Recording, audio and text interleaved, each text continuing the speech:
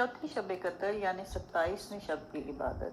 27ویں شب قدر کو 12 رکعت نماز 3 سلام سے پڑھیں۔ ہر رکعت میں سورۃ فاتحہ کے بعد سورۃ القدر 1 مرتبہ، سورۃ اخلاص 7 مرتبہ پڑھیں اور بعد السلام 70 مرتبہ استغفار پڑھیں۔ استغفر اللہ ربی من کل ذنب واتوب الیہ۔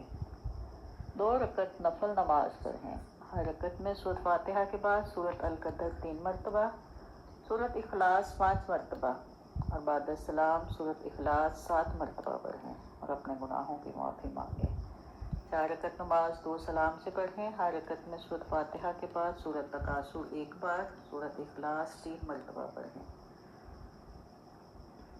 2 رکعت نفل نماز پڑھیں۔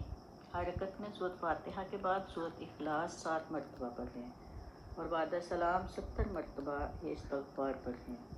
استغفر اللہ العظیم الذی الحی القیوم واتوب الیہ۔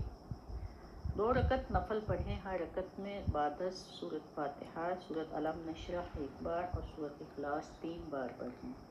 بعد السلام 11 مرتبہ سورۃ انا انزلناہ پڑھیں۔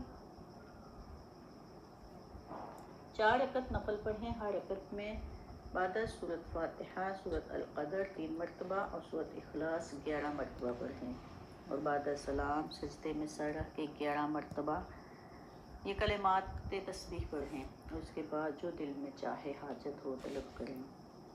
سبحان اللہ والحمد للہ ولا الہ الا اللہ واللہ اکبر۔